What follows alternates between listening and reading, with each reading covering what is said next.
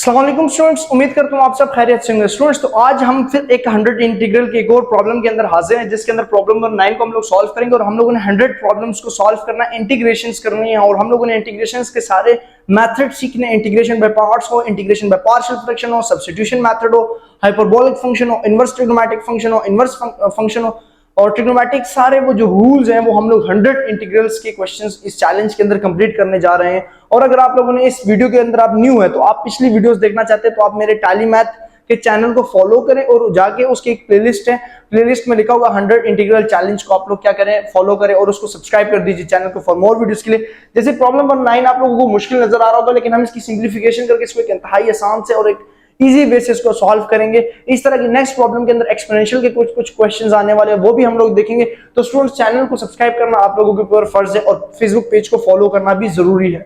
जैसे हम लोगों ने इससे पिछले प्रॉब्लम में एक चीज सीखी, डमी वेरिएबल। हमने ये सीखा कि डमी वेरिएबल क्या होता है। देखिए, डमी वेरिएबल हम लोग कहते हैं कि ये वैसे नाम दिया गया होता है। जैसे ये हम लोगों के पास अभी थीटा और थीटा है ना, तो यहाँ पे अगर सेम वेरिएबल यूज हुए तो इट्स मीन ये इसका डिपेंडेड है, ये एक्स थीटा डिपेंड कर रहा है, थीटा इज वेरिएबल। अब यहाँ पे मैं एक्स यूज करता हूँ तो एक्स क्या हो जाएगा हमारे पास, वो कांस्टेंट की तरह ट्रीट होगा। थीटा वेरिएबल की तरह ट्रीट हो रहा है और एक्स कांस्टेंट की तरह ट्रीट होगा, तो इसे कहा जाता है डमी वेरिएबल, जिसमें हमारे पास एक्स भी आ सकता है, वाई भी आ सकता है, जेड भी आ सकता है, थीटा भी आ सकता है, ठीक हो गया, साई भी आ सकता है, फाई भी आ सकता है, कुछ भी आ सकता है। हम इनको डमी वेरिएबल्स का नाम देंगे, ठीक हो गया। अब जैसे इस क्वेश्चन को सॉल्व करना है तो इसकी इंटीग्रेशन क्या होगी। सबसे पहली चीज कि आप कोशिश किया करें कि क्वेश्चन को जितना सिंपलेस्ट फॉर्म में लेके उतना ही आप लोगों के लिए वो बेनिफिट है। आप सिंपलेस्ट फॉर्म के अंदर आएंगे, सिंपलेस्ट फॉर्म से आप इजीली आके उसको चलाएंगे तो वो ऑटोमेटिकली सॉल्व हो जाएगा। तो क्वेश्चंस को सिंपलेस्ट फॉर्म के अंदर लाना जरूरी है, ठीक है। जैसे यहाँ पे मैं इसको सिंपलेस्ट फॉर्म में लाऊंगा तो सबसे पहला काम मैं क्या करूंगा कि इंटीग्रेशन ऊपर वाले पे मैं फॉर्मूला खोल दूंगा a माइनस बी का whole square. So a minus b का होल स्क्वायर आप लोग जानते हैं कि किसकी इक्वल होता है, a square plus b square minus 2ab।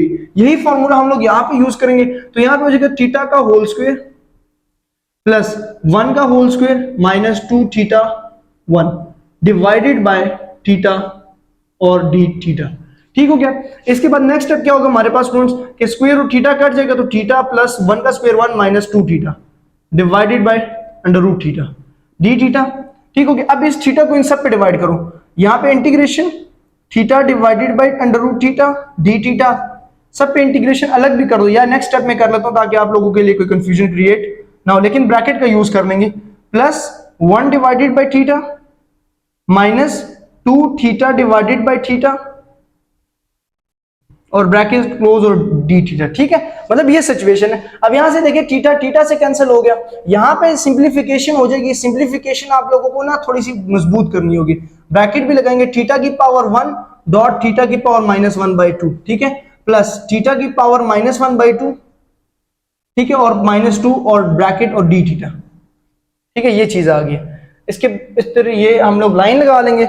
अब इनकी बेसिस सेम है, इन दोनों की बेसिस सेम होने की वजह से इनकी पावर्स क्या हो जाएंगी, आपस में ऐड हो जाएंगी, लेकिन बीच में माइनस है तो हम लोग माइनस कर देंगे, ठीक होगा। इंटीग्रेशन ब्रैकेट थीटा की पावर 1 माइनस 1/2, ठीक है, प्लस थीटा की पावर माइनस 1/2 और माइनस 2 और डी थीटा।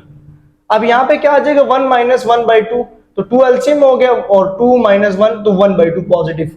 तो यहाँ पे हमारे पास क्या आ जाएगा, इंटीग्रेशन उनकी पावर्स को सॉल्व किया, थीटा की पावर 1/2 प्लस थीटा की पावर 1/2 माइनस 2 डी थीटा और ये माइनस 1/2, ठीक है। अब इन सब पे अलग अलग इंटीग्रेशन ले ले, थीटा की power 1/2 D theta plus theta की पावर माइनस 1/2 डी थीटा और माइनस 2 बाहर आ जाएगा या आप अंदर ही करना, इंटीग्रेशन डी थीटा, ठीक हो गया। तो साथ थीटा इन्वॉल्व हो जाएगा।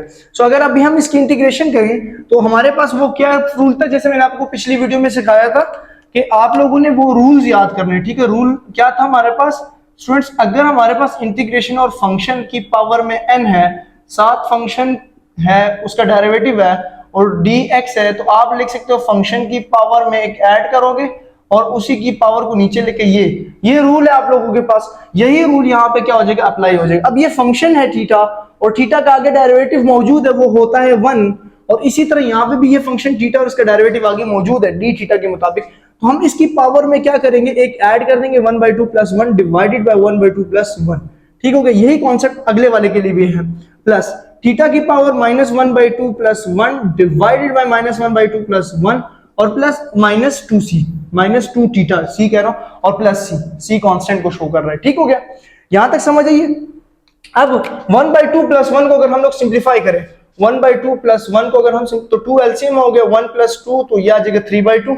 तो यहां पे आ जाएगा जी थीटा की पावर, या यहां पे कर लेते हैं, ठीक है, थीटा की पावर 3/2 डिवाइडेड बाय 3/2, ठीक है, और -1/2 प्लस 1 कर दें, -1/2 प्लस 1, ठीक है, तो ये 2 एलसीएम -1 प्लस 2 तो ये सिर्फ 1/2 आ जाएगा। और यहाँ पे क्या आ गया अगले वाले में, थीटा की पावर 1/2, नीचे भी 1/2, -2 थीटा प्लस सी। ठीक हो गया।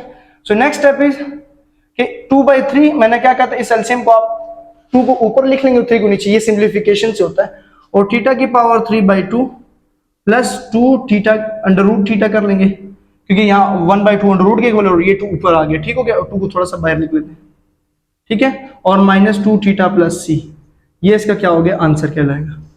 ठीक है, ये क्या कहलाएगा, आंसर। तो इस तरह की हम लोग सिंप्लीफिकेशन कर सकते हैं। मेरे पास यहाँ पे भी यही आंसर है, -2 थीटा। तो ये आंसर मैं यहाँ पे लिख लेता हूँ, ताकि कुछ स्टूडेंट्स को अगर वहां पे ये ना, मेरी कैमरा गलत ना लगा, तो इसलिए,